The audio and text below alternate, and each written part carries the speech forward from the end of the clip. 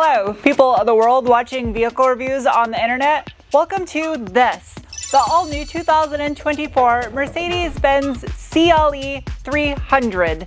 Since they ditched the C-Class and the E-Class coupes because no one's buying cars anymore, they came out with this. It's a combination of the two, CLE. So today I'm gonna get it up in the air, we're gonna nerd out in the tech specs, see how it is constructed, and then go give it the beans.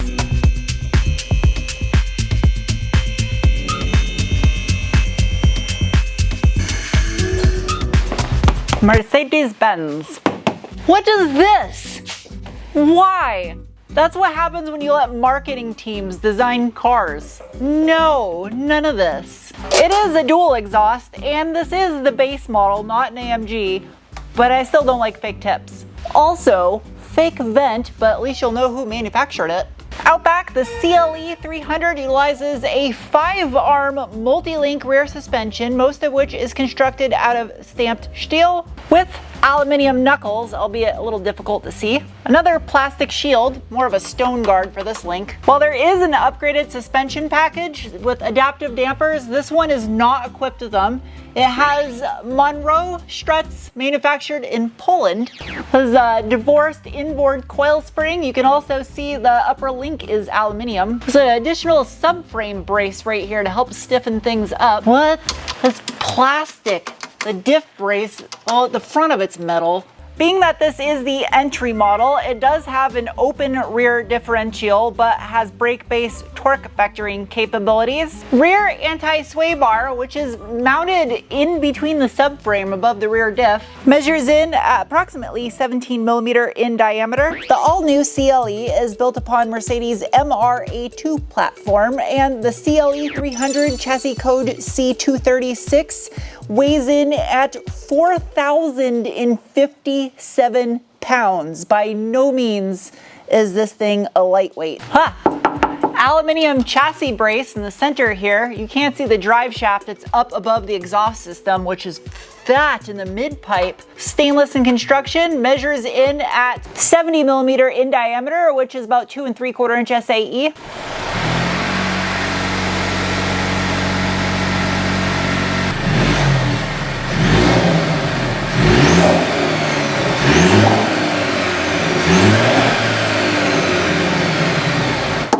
Oh, another aluminum chassis brace. As far as the transmission goes, up above my head, this base model Benz is equipped with the W9A 700/725 model 9-speed automatic transmission made in-house by Mercedes-Benz. Has a maximum torque input rating of 700 newton meters, which is 516 pound-feet. It comes standard with the longitudinally configured rear-wheel drive biased 4MATIC all-wheel drive system. Inside the bell housing of that 9G-tronic automatic, however, is the ISG, Integrated Starter Generator. It is a 48-volt mild hybrid system that produces on its own 23 additional horsepower and 151 pound-feet of torque of additional boost oomph in conjunction with the internal combustion engine. The TCU, transmission control unit, has a multi-core processor. I thought that was wild. What in the hell are these barnacles? Looks like a spray paint cap. That must be for like vibration dampening. I like that Mercedes gives you these little plastic pucks. Makes it easy to put this thing up on a jack or a lift. A place where I am happy to see some plastic though is the underbody cladding. They didn't go cheap here, at least it's not hairy cardboard. And it's dimpled like a golf ball, albeit it is rather thin plastic and it's kind of hard, potentially brittle as it ages. Well, without taking the car completely apart, as far as ease of maintenance goes, you can't see anything. Up front, the CLE utilizes a 4-link, multi-link front suspension, all aluminum in construction, huge lower ball joints. Kind of an interesting triple design here with the tie rod end and then those 2 links that have their own individual ball joints. Again, paired with those Monroe fixed rate coilover front dampers. This is about the only peak you're gonna get up into here, but you can see that black line right there, that is the front drive shaft going to the front diff for the 4MATIC all-wheel drive system. The front subframe is aluminum. Steering rack is up in front of the diff. You can't really see it. The driver's side's kind of neat. You can see the axle goes through a little tunnel inside the front subframe. Front anti-sway bar is huge, measures in at approximately 34 millimeter in diameter. Massive contrast from the rear. It's literally double. It's strong. I can take a good hit too in case you bottom out. Well, there's a little inlet with a beak.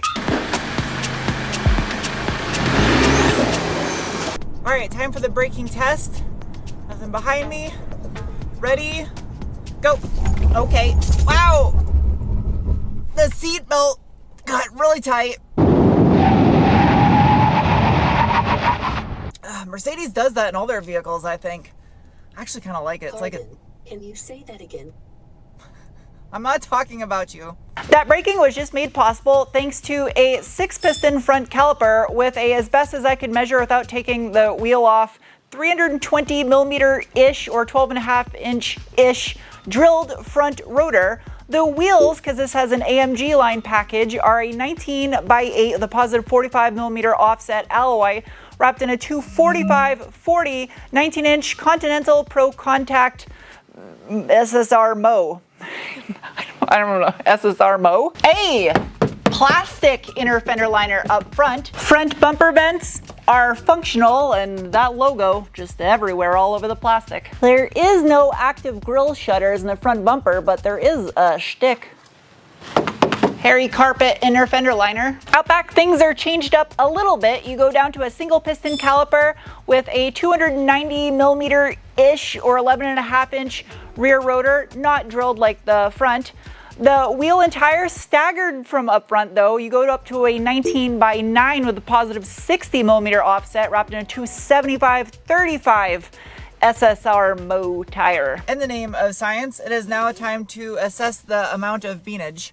First, a bolstering conduction. Yeah, it's a little bit of a wide seat, but it's got some bolster to it. The seats are black leather, kind of looks like a scrunched up bag of sorts. They do feel super durable while also being soft on the cushion. The seats are heated as well as the steering wheel is heated, and 3-way memory, the little controls right here on the door, and it has a thing to select the height of the driver to automatically configure. So I am 5'11". Yes. As far as drive modes go, on the little floating bar on my center display, I have dynamic. And I can go from eco to comfort. I'm not really sure what makes comfort when it doesn't adjust the suspension. I guess it's comfort-minded. To sport and to individual, which you can then custom configure yourself and select the sound effects. Comfort sound, huh? As far as traction control, I can tap the little icon of a floating Mercedes and it brings up this sub menu where I can put it into manual mode if I want. And then ESP, turn off. Well, that's neat. It's got auto lane change when you're using their radar cruise control. I have some flappy paddles in the back of the steering wheel. They're plastic. They looked metal. I think I'm gonna let the robots do the thinking for me because they're usually faster. So, let's see what this thing can do. Ready? Go. Built up a little bit of a launch. It's got a little bit of a surge when it grabs the gear. That's good. It's not bad. Not bad for the entry model drivetrain.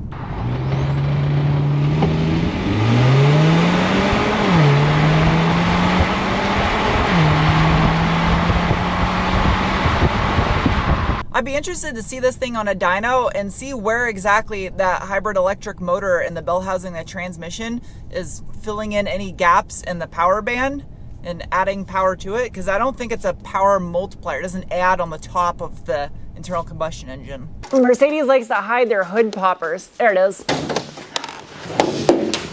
It's actually fairly light considering how big it is. Underneath the hood of this base CLE 300 is the M254, which is a die-cast aluminum block and head 2-liter dual overhead cam turbocharged 4-cylinder that produces 255 horsepower at 5,800 RPM, 295 pound-feet of torque from 2,000 to 3,000 RPM. That's kind of neat. The radiator core support is aluminum. You can see there's a giant snorkel right here for the air intake. Can I?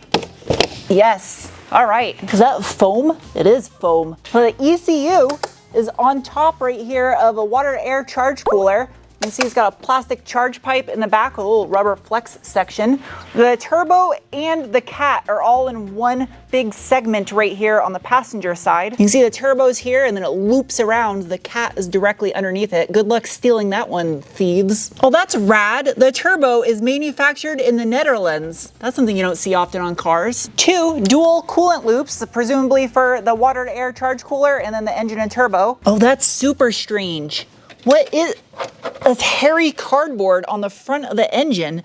There is no accessory drive belts that I can see because it has an electric water pump. Digging in a little bit deeper on this 1999cc turbo 4-banger, it has a 10.5 to 1 compression ratio, forged aluminum pistons. The cylinder walls have been trumpet honed and they're coated in a nano slide coating. Moving up into the cylinder heads, it does have a Camtronic dual variable valve timing of both intake and exhaust cams, as well as a 2-stage valve lift.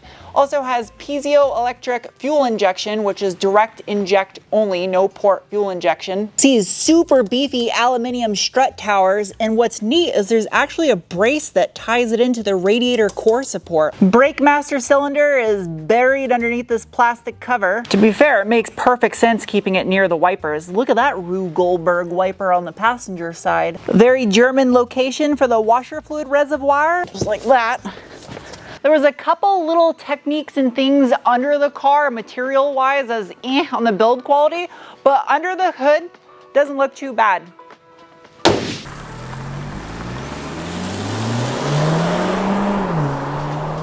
Deceiving power numbers on paper for the weight. Can't emphasize that enough. It's not a fast car, but it's not slow, especially for this being an entry model. I kind of feel like in a drag race, this would give a VW GTI a fair shot for its equal power to weight ratio feeling. Cornering wise, the suspension it's sport tuned feeling. It's not harsh, it's a comfy suspension. I do notice the little imperfections, little ripples in the asphalt, but it's not harsh. Yeah, you definitely notice the weight. You hit bumps on a corner and you absolutely can feel that it's a 4,000 pound car. This isn't meant to be a sports car though.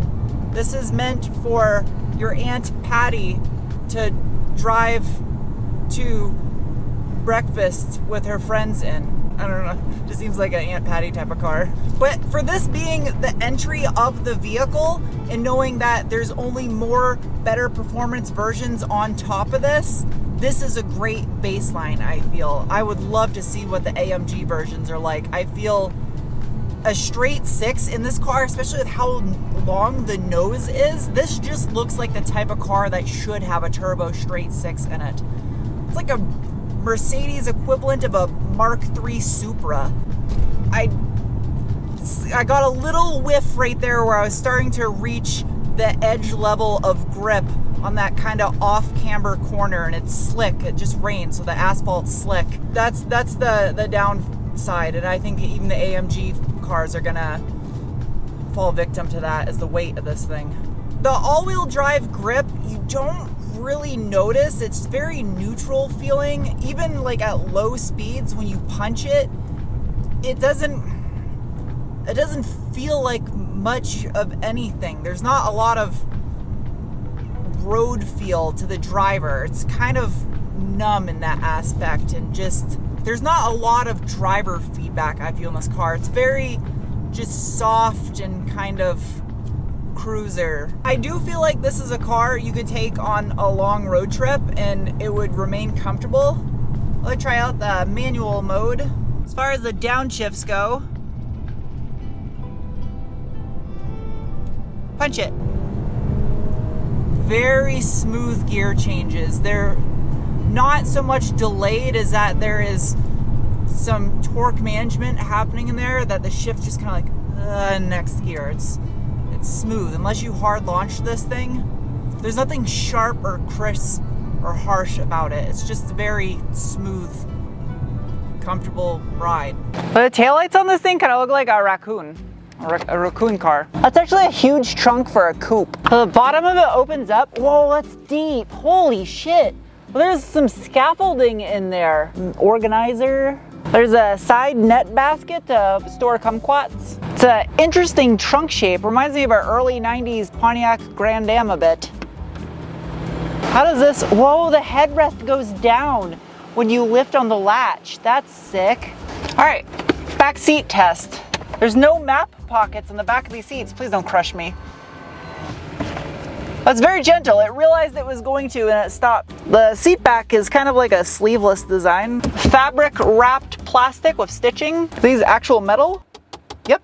I don't know what kind of holder this is, like a chunk of pot roast holder on the side. The vents in the center console looks like it's screaming and drunk at the same time because they're like, You see there's ambient lighting glowing under the seat. I like the hoop for the front seat belt is a physical piece of metal with visible bolts. It looks sad, like it's moping as it walks off. The infotainment screen itself is massive, floating on the dash here. The menu system is stereotypical Mercedes, just like all the other products. The menu icons are ridiculously huge. These are like the size of a Ritz cracker. Ambient lights. Well, that's kind of neat. It actually shows what lights up in the vehicle on the menu. Of course, there's a wide variety of colors and effects you can do on the interior, as well as a heads-up display. As well as a way to block the trunk from robot opening into something causing damage to your paint. I like that it has that. There is no physical buttons for the climate control. It's all on the screen, so there's that. Parking assistance. It'll allow robots to help park. Neat. The stereo is pretty good in here, but it lacks real depth and deep bass to it. But it's clear and crisp and has good volume. The dash surface material doesn't really show on camera, but it has depth to it, almost like a carbon fiber weave that's silver. One thing Mercedes does I feel better than anyone is the vents. This one's also equipped with a giant hole cut out in the roof with a mesh shade to let some light in. The controls for it are touch capacitive. Oh, it's gonna thunderstorm. Much like other Mercedes models, the gauge cluster is full digital and super customizable with all kinds of different menu layouts to choose from and matching heads-up displays if you like. I did find the electronic parking brake annoying at times. It wouldn't turn off when you think it would just be intuitive to know when to turn off for you. Center console has this weird little button slider.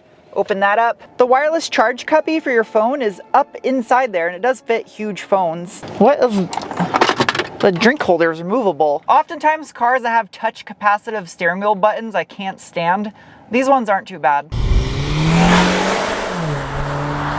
I'm always happy when a car company sends me a base model or something that's low spec because I feel a lot of you watching want to see that more than the fully loaded ones. You can tell a lot about a vehicle when you assess its lowest form possible because it's easy to mask a vehicle by adding a bunch of gimmicky stuff on it and jacking up the price.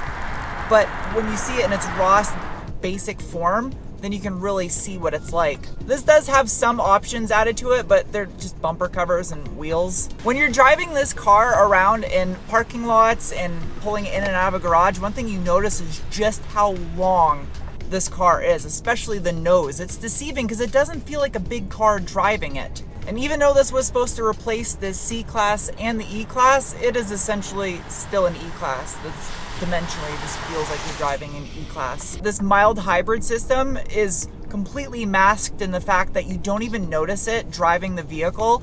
The only time I'll ever notice anything, a whiff of something is going on, is in a parking lot when going from reverse to drive. Every once in a while you can feel a little bit of a hesitation and a kind of a jitter just from the drivetrain figuring out what's going on. And for the price of this car, especially the 300, I feel it's excellent value because if you look at the price of just random low spec model pickup trucks and basic soccer mom crossovers, they're more expensive than an entry model CLE coupe.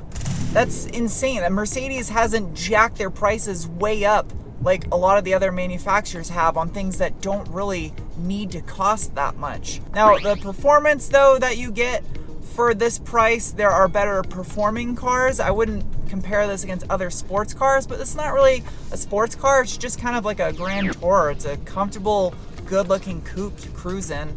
And the fuel economy, for how heavy the car is... This question is too hard for me. What?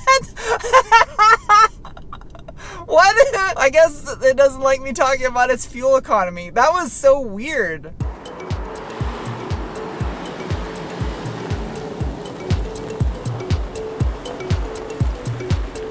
It is now time to give this thing some scores. Starting with the bean score, the assessment of the feeling you get in your gut when you give it the beans. And the CLE 300 gets a rating of. Next is the cookie score, and since this one has about 11 grand in extra options added to it, bringing the price up to about 67 grand, it earns a rating of. Next is the wrench score, and it earned a rating of. Next is the squid score, assessment of handling, and it earned a rating of. Lastly is the penguin score, based on how much I personally like a vehicle, and the new CLE earns a rating of. It'd be a much higher score, obviously, if it was an AMG version, but it's nice to see the entry model, despite it having options added to it. I wish it would have been bare bones. But yeah, the AMG version, I hope I get to review one of those, especially the 63 if that comes out in the States. I hope you guys enjoyed this review. I'll see you soon with another. Bye!